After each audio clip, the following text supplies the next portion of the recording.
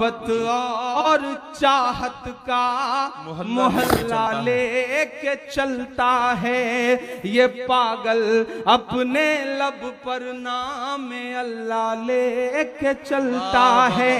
ये पागल अपने लब पर नाम अल्लाह लेके चलता है। महज इस बात पर कुर्बान हूँ तुझ पे है आजम खां। हमारे देश में एक बाबा हैं साहब, दुनिया की हर बीमारी का इलाज करने का दावा करते हैं वो, लेकिन आज तक अपनी फड़कती हुई आंख नहीं सही कर पाए साहब। मैं नाम नहीं लूंगा, नहीं आप जान जाएंगे कि मैं बाबा रामदेव जी की बात कर रहा हूं। पिछले दिनों उनका बयान आया कि कानून ने हाथ बांध रखे हैं वरना गर्दनें काट दी जाती। तभी उनके पीए ने उनसे कहा कि बाबा अगर गर्दनें काट दी जाएंगी तो जो अपना तेल और शैम्पू का बिजनेस है उसका क्या होगा। बाबा तुरंत चुप हो गए। मैं 4 मिसरे पढ़ता हूं, महज एक सवाल उछालता हूं उनकी तरफ। मुनव्वर सलीम साहब जैसी बड़ी शख्सियत इसलिए चुप नहीं हुए थे, उनके बयान के बाद हमारा बयान जारी हुआ था। अरे वाह वाह वाह। और हमने ये कहा था कि रामलीला मैदान से जनाने कपड़े पहनकर भागने वाले दुनिया के हिजड़े तेरे नाम पर शर्मिंदा हैं। जो आजम भाई ने कहा है उसे अक्षरशः शब्द शब्द पिरोता हूं अपने 4 मिसरों में। जी जी बिल्कुल। जो नफरत के सबब उठी थी वो ललकार किसकी थी। जो नफरत के सबब उठी थी वो ललकार किसकी थी।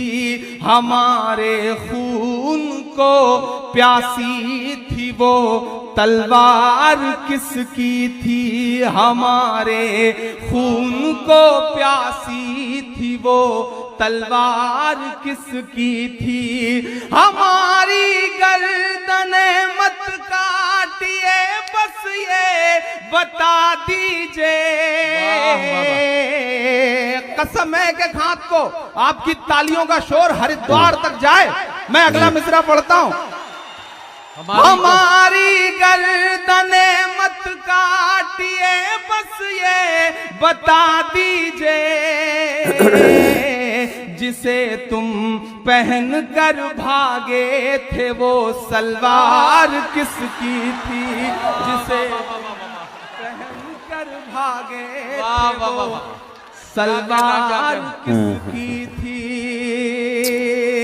जो नफरत के सबब। इमरान ये 4 मिसरे फिर से पढ़िए एक बार। पढ़े जाएं, ये पढ़े जाएं तो बताइए पढ़े जाएं। जो नफरत के सबब उठी थी वो ललकार किसकी थी। हमारे खून को प्यासी थी वो तलवार किसकी थी। हमारी गर्दने मत काटिए बस ये बता दीजिए। जिसे तुम पहन कर भागे थे वो सलवार किसकी थी। जिसे तुम पहन कर भागे थे वो सलवार किसकी थी।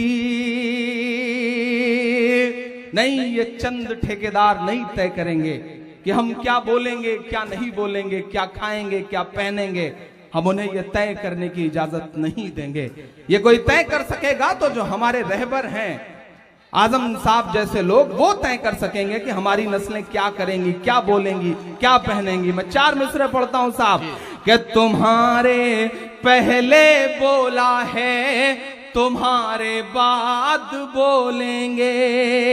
तुम्हारे पहले बोला है तुम्हारे बाद। मैं जानता हूं आपकी धड़कनें जो महसूस करती हैं। मैंने कोशिश करी है कि मैं उसे शब्द दे सकूं।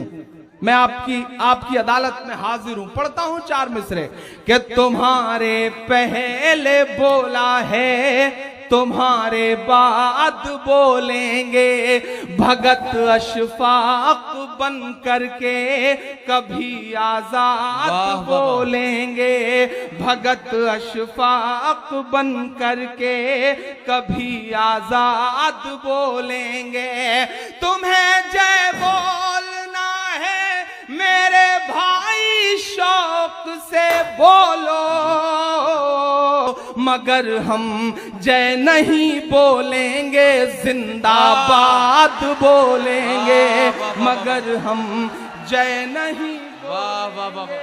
मुझे याद आता है कि जब मैं 8वीं 9वीं में पढ़ा करता था आजम भाई वो दिन वो था कि जब नमाजों में दुआएं होती थी आजम खान साहब के लिए। बहुत छोटा सा था मस्जिदों में रहता था तो अड़ोस पड़ोस से वो नाम कानों में घुलता रहा। बड़ा हुआ तो आजम खान साहब को चैनलों पे देखा अखबारों में देखा एक आध दो मुलाकात हुई बहुत कम चूंकि मुशायरों में बहुत कम बैठते हैं इसलिए मुलाकात भी कम हो पाती है। जफर अमीन साहब से जितना उन्हें जाना समझा और थोड़ा जानने का मौका मिला कासिम भाई से और भी बहुत सारे लोगों से। आज मेरी आंखों के सामने ये यूनिवर्सिटी के तमाम फोटोज हैं। जौहर यूनिवर्सिटी हमारी आंखों के सामने है आजम साहब हमारी आंखों के सामने। मैं 4 मिसरे पढ़ता हूं गोरखपुर वालों अगर सच्चे हों तो आप ये महसूस करना कि इमरान जैसा एक शायर जो सिर्फ आपका दर्द गाता है वो 4 मिसरे पढ़ने को मजबूर क्यों हुआ। मैं पढ़ता हूं सच्चे हो तो दुआ देना कि लुटा दें तेरी खातिर जान फिर भी गम नहीं होगा। एक शख्स का किरदार उसका पूरा वजूद मेरे 4 मिसरे के लुटा दें तेरी खातिर जान फिर भी गम नहीं होगा। तेरे जैसा कोई अब जख्म का मरहम नहीं होगा। तेरे जैसा कोई अब जख्म का मरहम नहीं होगा। मिला तुझसे तो एक शायर के दिल की धड़कने बोली यहां से वहां तक एक एक हाथ हवा में उठा हुआ देखना चाहता हूं मैं कि मिला तुझसे तो एक शायर के दिल की धड़कने बोली कई सदियों तलक अब दूसरा आजम नहीं होगा। कई सदियों तलक अब दूसरा आजम नहीं होगा। कई सदियों तलक अब दूसरा आजम नहीं होगा। क्यों इमरान पढ़ रहा है ये मिसरे क्यों इमरान जैसा शायर मजबूर हुआ ये कहने के लिए। मैं शुक्रिया अदा करता हूं। मैं तो बचपन से सुनता था कि अवार्ड जो है वो सिर्फ दरबारों के चक्कर लगाने से मिला करते हैं। पहली बार जब मुझे फोन आया कि आपको यश भारती अवार्ड दिया जा रहा है तो मेरी आंखों में नमी थी और मैंने ये महसूस किया शिद्दत से कि अवाम का दर्द गाने पर भी हुकूमतें अवार्ड देती हैं। शुक्रिया हुकूमत का, मुख्यमंत्री जी का, आजम भाई का, जिन्होंने अवाम का दर्द गाने वाले एक शख्स को अवार्ड देने का फैसला किया। तो ये अवार्ड तो मेरे चाहने वालों का है। मैं आप सब पे न्यौछावर करता हूं इस अवार्ड को और 4 मिसरे पढ़ता हूं कि मोहब्बत और चाहत का मोहल्ला लेके चलता है। क्यों इमरान पढ़ रहा है ये मिसरे कुछ तो बात होगी साहब। सियासत को एक किनारे रख दीजिए और इमरान के मिसरे सुनिए कि मोहब्बत और चाहत का मोहल्ला लेके चलता है। ये पागल अपने लब पर नाम अल्लाह लेके चलता है। ये पागल अपने लब पर नाम अल्लाह लेके चलता है। महज इस बात पर कुर्बान हूँ तुझ पे है आजम एक बहुत पर्दे की बात को आम करता हूं और सच लगे तो दुआएं देना। महज इस बात पर कुर्बान हूं तुझ पर है आजम खां, तू अपने साथ गाड़ी में मुसल्ला लेके चलता है, तो अपने साथ गाड़ी में मुसल्ला लेके चलता है। बिस्मिल्लाहिर्रहमानिर्रहीम। मोहतरम दोस्तों, अस्सलामु अलैकुम वरहमतुल्लाहि वबरकातुहू। मेरे प्यारे नाजरीन, आपने सुनी जनाब इमरान प्रतापगढ़ी की शायरी, उनकी बातें सुनी। उनकी बड़ी दर्द भरी शायरी रहा करती है। आज उन्होंने इस स्टेज पे खड़े होकर अपनी शायरी में उन अल्फाजों को पिरोया, कौम के दर्द को, कौम की परेशानियों को उनकी आवाज़ बनाकर उनके सामने पेश कर दिया। उस दर्द को, उस तकलीफ़ को अपनी शायरी में उन्होंने मोती बनाकर पिरोया और आवाम के सामने पेश किया। और इस अंदाज में पेश किया उन्होंने कौम का दर्द कि आज़म खां स्टेज पर बैठे हुए थे। उन्होंने देखा, वो भी हैरान रह गए कि इतनी सी उम्र में इतनी बड़ी कामयाबी अल्लाह ने दी है। मेरे भाइयों, अच्छे अंदाज में पढ़ते हैं इमरान प्रतापगढ़ी और लोग उनको पसंद करते हैं, सुनते हैं, और वो अक्लमंद हैं, काफ़ी अक्ल के मालिक हैं। वो अच्छी बात करते हैं, एक समझदार इंसान है, अच्छे इंसान हैं। आपने सुनी उनकी शायरी, नज़्म सुनी, आपको पसंद आई, मुझे उम्मीद है पसंद आई होगी। लेकिन यहाँ से मैं आज अपनी वीडियो के माध्यम से उन तक एक पैगाम पहुँचाना चाहता हूँ कि वो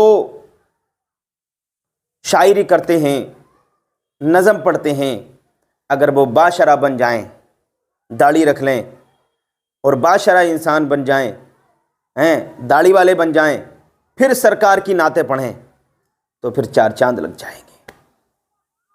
ये मेरा दर्द था, मेरी तकलीफ़ थी, जो मैं इस तरह से कह रहा हूँ, क्योंकि वो एक अच्छे शायर हैं, अच्छी नज़म पढ़ते हैं, अच्छी आवाज़ है।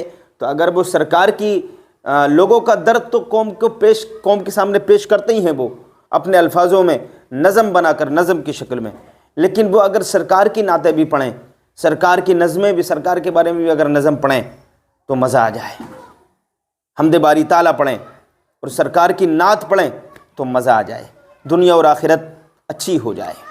भाइयों, ये मेरी गुफ्तगू थी, और हमारे देखने वाले और मुझे सुनने वाले जो मुझे फॉलो करते हैं, आप कमेंट करके बताएं कि मेरी गुफ्तगू आपको कैसी लगी। आप कमेंट करके ज़रूर कमेंट में इसका जवाब ज़रूर मुझे देना और बताना कि मेरी बात आपको कैसी लगी। अस्सलामु अलैकुम।